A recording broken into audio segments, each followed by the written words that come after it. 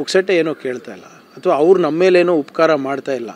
ಈ SDRF ಕೂಡ ಏನಿದೆ, ನಮ್ಮ ಫೈನಾನ್ಸ್ ಕಮಿಷನ್ ಡೆವಲ್ಯೂಷನ್ನಲ್ಲಿ ನಮಗೆ ಬರುವಂಥ ದುಡ್ಡು ಅದು ಹೊರತುಪಡಿಸಿ ನಾವೇನು ಹೆಚ್ಚು ಅನುದಾನ ಕೇಳ್ತಾ ಇದ್ದೀವಿ ನಮ್ಮ ತೆರಿಗೆಗೆ ಅನುಗುಣವಾಗಿ ಅದನ್ನು ನೀಡಿದ್ರೆ ಅನುಕೂಲ ಆಗುತ್ತೆ ಅಂತ ನಾವು ಹೇಳ್ತಾ ಇದ್ವಿ. ಆಮೇಲೆ it is also the responsibility of the central government ಅಲ್ಲ.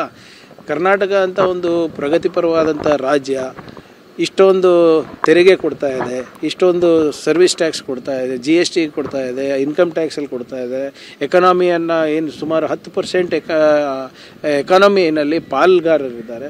ಸೊ ನಮ್ಮಂಥ ಸ್ಟೇಟ್ಗಳಿಗೆ ಹೆಚ್ಚು ಕೊಟ್ಟರೆ ಇನ್ನು ರಾಷ್ಟ್ರಕ್ಕೆ ಒಳ್ಳೆಯದಾಗುತ್ತಲ್ಲ.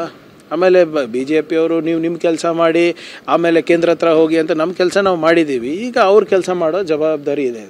ಸೊ ನಮಗೆ ಉಪದೇಶ ಮಾಡೋದು ಬಿಟ್ಟು BJPಯವರು ಕೇಂದ್ರ ಸರ್ಕಾರದಾಗೆ ಸ್ವಲ್ಪ ಸ್ಪಂದಿಸಲಿಕ್ಕೆ ಹೇಳಬೇಕಾಗ್ತದೆ. ನಾನು ಹೇಳ್ದಂಗೆ ಅವರು ನಮ್ಮ ಮೇಲೇನು ಉಪಕಾರ ಮಾಡ್ತಾ ಇಲ್ಲ, ಅವರು ನಮ್ಮ ಕನ್ನಡಿಗರ ಬೆವರ ಬೆಲೆಯನ್ನು ಕಟ್ಟುವ ಸಮಯ ಬಂದಿದೆ ಅಂತ ನಾನು ಹೇಳ್ತಾ ಇರೋದು ಅಷ್ಟೇ. ಕುಮಾರಸ್ವಾಮಿ ಅವರು ಹೇಳ್ತಾರೆ, ನೀವು ಕೇಂದ್ರದ ಜೊತೆ ಘರ್ಷಣೆ ಮಾಡ್ಕೊಳ್ಬೇಡಿ. ಯಾಕೆ ಘರ್ಷಣೆ ಅಂದರೆ ಏನಿದೆ? ಆದರೆ ಎಲ್ಲವೂ ಬಗೆಹರಿತವೆ, ಘರ್ಷಣೆ ಮಾಡ್ಕೊಳ್ತೀರಿ ಅನ್ನೋ ಕಾರಣ ಅಂದರೆ ಇಲ್ಲ ಯಾವಾಗ ಘರ್ಷಣೆ ಮಾಡ್ಕೊಂಡಿದ್ದೀವಿ ಹೇಳಿ ಇವರೇ? ಮಾನ್ಯ ಮುಖ್ಯಮಂತ್ರಿಗಳಿರ್ಬೋದು, ಉಪಮುಖ್ಯಮಂತ್ರಿಗಳಿರ್ಬೋದು, ಅಥವಾ ಎಲ್ಲ ಮಂತ್ರಿಗಳಿರ್ಬೋದು, ಅವ್ರವ್ರ ಸಂಬಂಧಪಟ್ಟಂಥ ಮಂತ್ರಿಗಳಿಗೆ ಗೌರವಾನ್ವಿತವಾಗಿ ಹೋಗಿ ಭೇಟಿಯಾಗಿ ಪತ್ರ ಮೂಲಕನೇ ಕೊಡೋದು. ಅಲ್ಲಿ ಹೋಗೇನೋ ಯಾರಿಗಾನ ನಾವು ಬೈದಿದ್ದೀವ, ಏಕವಚನದಲ್ಲಿ ಮಾತಾಡಿದ್ದೀವ? ಘರ್ಷಣೆ ಮಾಡ್ಕೋಬೇಡಿ ಅಂದರೆ ಏನರ್ಥ? ಏನು ಅವ್ರು ಹಾಕೋ ಅನ್ನ ನಾವು ತಿಂತಾ ಇದ್ದೀವ?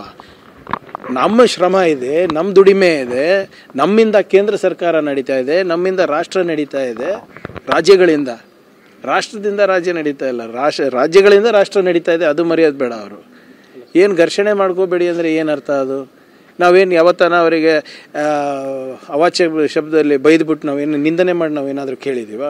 ಎಷ್ಟೊಂದು ಸರಿ ನಾವು ಅಪಾಯಿಂಟ್ಮೆಂಟ್ ಕೇಳಿದ್ರೆ ಕೊಡೋದಿಲ್ಲ.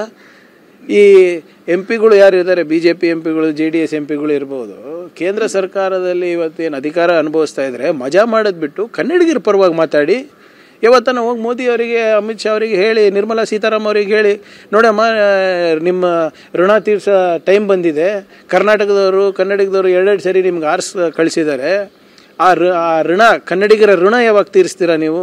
ಸ್ವಲ್ಪ ಹೆಚ್ಚು ಅನುದಾನ ಕೊಡಿ ಅಂತ ಕೇಳಿ, ಏನು ತಪ್ಪೇನಿದೆ? 1.5 ವರ್ಷ ನನ್ನನ್ನೇ ಯಾರು ಭೇಟಿಯಾಗಿಲ್ಲ ಅಂತಾರೆ ಕುಮಾರಸ್ವಾಮಿ. ಯಾರು MB ಪಾಟೀಲ್ ಅವರೇ 2 ಸರಿ ಭೇಟಿಯಾಗಿಲ್ವಾ? HMT ಇದಕ್ಕೆ ಲ್ಯಾಂಡ್ ಇದಕ್ಕೆ ನಾನು ಕೂಡ ಒಂದು ಸರಿ ಪತ್ರ ಬರೆದಿದ್ದೆ ಸಾಹೇಬ್ರಿಗೆ. ಅವರಿಗೆ ಕೂಡ ಒಂದು ಕಾನ್ಫರೆನ್ಸ್ನಲ್ಲಿ ಅವರಿಗೆ ಆ ಪತ್ರವನ್ನು ನೀಡಿದ್ದೆ ಲ್ಯಾಂಡ್ ಅಲೋಕೇಶನಿಗೆ. ನೋಡಿ, ನಾವು ಯಾರ ಹತ್ರನೂ ಘರ್ಷಣೆ ಮಾಡ್ಕೊಳೋದಿಲ್ಲ. ಬಟ್ ದಯವಿಟ್ಟು ಕನ್ನಡಿಗರಿಗೆ ಅವಮಾನ ಮಾಡೋಕ್ಕೆ ಹೋಗ್ಬೇಡಿ, ಕರ್ನಾಟಕ ಸರ್ಕಾರಕ್ಕೆ ಅವಮಾನ ಮಾಡೋಕ್ಕೆ ಹೋಗ್ಬೇಡಿ. ಏನಿದೆ ಅರ್ಥ? ಏನು ಅವ್ರೇನು ನಮಗೇನು ಭಿಕ್ಷೆ ಕೊಡ್ತಾ ಇದ್ದಾರೇನ್ರಿ?